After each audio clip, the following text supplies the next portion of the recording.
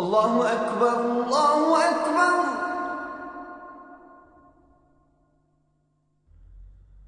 الله أكبر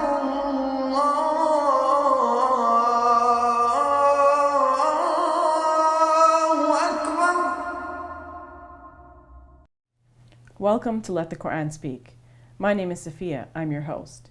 The aim of Let the Quran Speak is to help you gain deeper insights into Muslims and Islam, as it is practiced here and in other parts of the world. We have a special feature today, an interview with Imam Muhammad Haj Majid, President of the Islamic Society of North America. He'll be sharing some insights on leading North American Muslims. But before we get to that interview, we want to discuss the benefits of religion. In modern time, religious beliefs and practices have come under attack. We often hear about how religion imposes difficulties and constraints on believers and non-believers alike. But can religion serve to benefit individuals? What does belief in God do for a person and for the larger community around him or her? And what about religion's rituals and practices associated with religion? Do they serve any good? With me to answer those questions, Dr. Shabir Ali, President of the Islamic Information Center.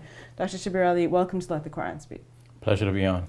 Now, you're a religious person. What does religion do for you? We often hear negative things about religion, but there must be a reason why people continue to be religious today or to adhere to a religion. So maybe you can talk about your own experiences. My own experience has been that there are certain ultimate questions which could not be answered outside of religion. A simple thing like the presence of beauty in the world. We appreciate beauty, but is beauty only in the eye of the beholder, or is there some real transcendental sense in which beauty exists and we are just simply latching on to that?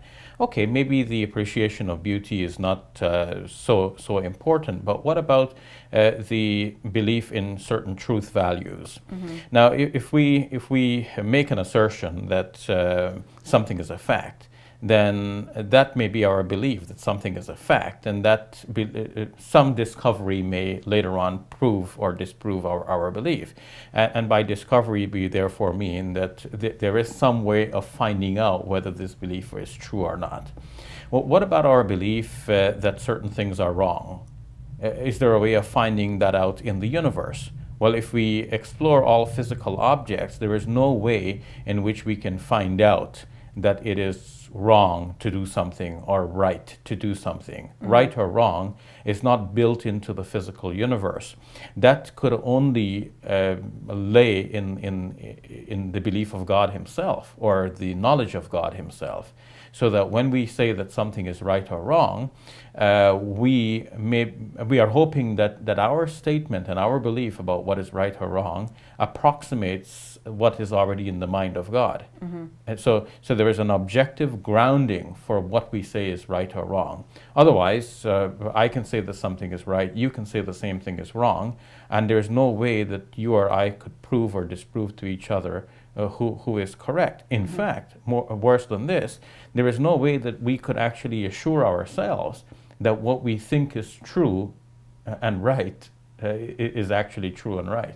So how would you explain the fact that we have religious people from the same religious faith, from the same faith, who differ on interpretations of what is good and what is bad? Yes, we will differ within the same faith and more so outside of the faith, mm-hmm. or between religions the differences are more pronounced. So one religion may say that something is right and the other may say that something is wrong. The same thing is wrong, and then the question is who is right. But I'm going deeper than this and saying that when each person within his or her religious tradition believes that what they're saying is true, their belief is grounded in the further belief that what they're saying is true according to what is in the mind of God. They're trying to approximate the mind of God. It's almost like... So there's a sort of standard by which one can compare. Yes, so there is an objective standard mm-hmm. there. It's almost like shooting an arrow. Do you shoot an arrow and then go find where it landed and then draw the target around it and say, okay, my arrow has hit the target? Or do you have a visual image of the target and then you try to shoot that target and then you come close to it or not quite? So in the case of religion, when we say that something is right, it's like we have the target as being God, and we're trying to approximate the mind of God in saying that certain things are right and certain things are wrong. So we have a real target, and we're trying to hit that target. Whereas if we didn't have this, then anyone says that something is right or something is wrong, they're looking at where their minds lead, and then they're saying, okay, that's where the target is. My mind is the end, be all and end all of it, or not necessarily my own mind, but the minds of human beings altogether. So in religious thought, we're saying that it doesn't matter about what the minds of human beings altogether think. That's like shooting the arrow and then drawing the target around it. What matters is what is in the mind of God. That is our target, and can we approximate that? Now, it so happens that a further belief is that God has inspired human beings and given us that intellect which will help us collectively to approximate his mind, so that whereas one or two individuals or few individuals may have an aberrant view, most people together of good, clear thinking will actually arrive at moral principles and good conclusions that will approximate the mind of God. But here too, we're falling back on the idea that there is a target, the mind of God, that we're trying to approximate. What other sort of benefit do you think religion serves, either to individuals or to society as a whole?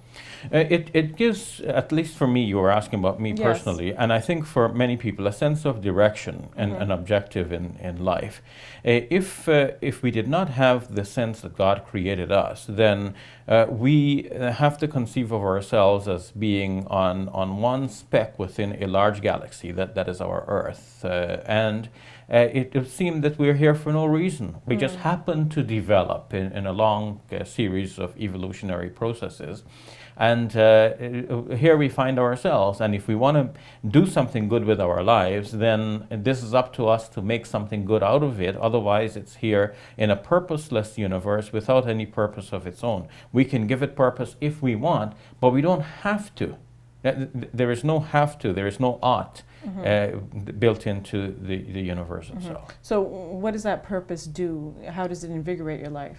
Well, it gives value to the human being to begin with. The Quran says, وَلَقَدْ كَرَّمْنَا بَنِي آدَمَ. We have ennobled the children of Adam.